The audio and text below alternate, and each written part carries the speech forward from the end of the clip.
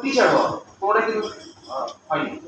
আমি still inter pass, কারণ আমাকে হচ্ছে রেজিমের একটা অথরিটেরিয়ান প্রক্টর অফিস এবং তারা মিলে আমাকে বহিষ্কার করছে। ফর দিস সেক আমি ইসলামিক নিয়ে কথা বলছি, ইসলাম নিয়ে আলোচনা করছি।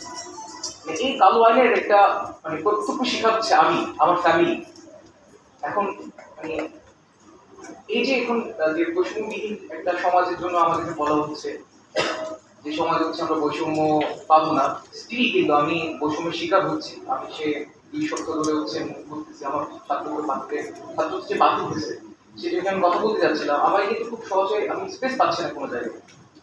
তো এই যে কালো আইনের যে রোমহর্ষক যে কাহিনীগুলো আপনারা সবার থেকে শুনেছেন, আমি সেটা নিয়ে আর বর্ণনা করতে যাচ্ছি না কোথায় কি হয়েছে অত্যাচারিত। বাট আমি আমার যে ছাত্রত্বটা, যেটা একটা স্টুডেন্টের স্বপ্ন থাকে ঢাকা ইউনিভার্সিটিতে চান্স পাওয়ার পর কিছুটা কমপ্লিট করা, সেটা কিন্তু আমি হারিয়ে ফেলেছি। এবং আমি চাই আমার যে অনুজ যারা আছেন, যারা হচ্ছে এখন প্রতিষ্ঠান মহলের এবং হচ্ছে যে সরকার আছেন, তারা যেন আমার এই বিষয়টিকে দেখে এবং আমাকে যেন আমার যে ছাত্রত্ব, যে প্রায় 10 বছরের যে একটা কঠিন একটা ব্যবধান সিচুয়েশন আমি ফেস করতেছি, সেটা যেন আমি সেখান থেকে যেন আমি মুক্তি পাই।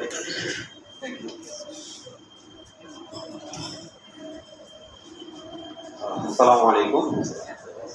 আমি মোহাম্মদ মুস্তাফিজুর রায়হান, ঢাকা বিশ্ববিদ্যালয়ের মার্কেটিং বিভাগের 11-12 সেশনের শিক্ষার্থী। তো আমি এখন আসলে আপনাদের সাথে সময় খুব কম, হয়তো আমার এটা নিয়ে কোনো একটা মুভি বানানো যাবে, আমার যে স্টোরিটা।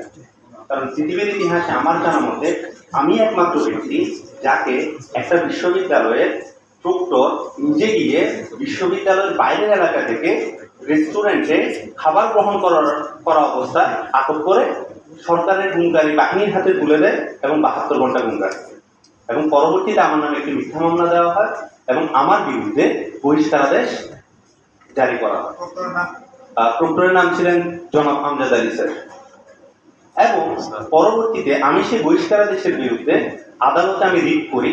সেই রিটে আমার পক্ষে রায় দেওয়া হয় এবং যার কপি আমার সাথে আছেন, আপনারা যদি কোনো সাংবাদিক বাইরে চান এখান থেকে দেখে নিতে পারেন।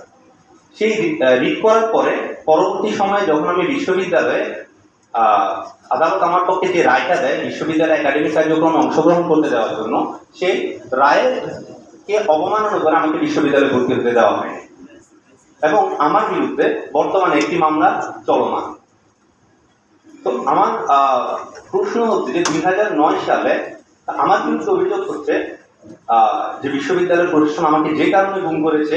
2017 সালে নির্বাচনের তফসিল ঘোষণা হওয়ার পরে আমি আপনাদের একটি মিডিয়ায় আমি বক্তব্য দিয়েছিলাম, যে বক্তব্যে আমি বলেছিলাম যে 2018 সালে নির্বাচন নামক একটি সার্কাসের আয়োজন করা হচ্ছে এবং মুসলিম হিসেবে আমাদের এই ধরনের সার্কাস বর্জন করে খিলাফত পুনঃপ্রতিষ্ঠা করা উচিত এবং খিলাফত পুনঃপ্রতিষ্ঠার জন্য সত্যনিষ্ঠ দল হিজবুত তাহরির সবচেয়ে অগ্রগামী।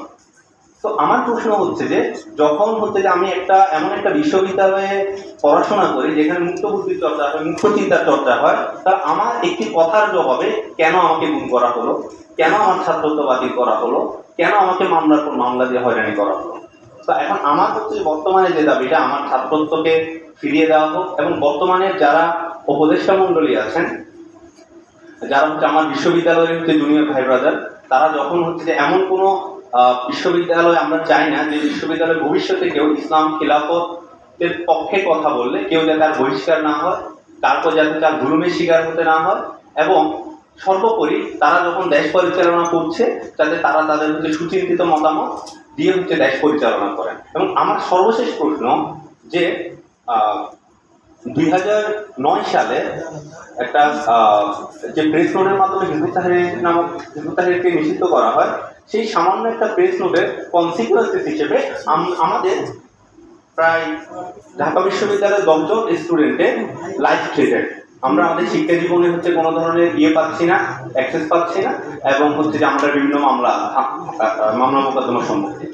তো আমার হচ্ছে যে দাবি থাকবে যাতে হচ্ছে এই আইনটা সম্পূর্ণভাবে বিরোধ করা হয় এবং হচ্ছে আমাদের ছাত্রত্বকে ফিরিয়ে দেওয়া হয়। ধন্যবাদ।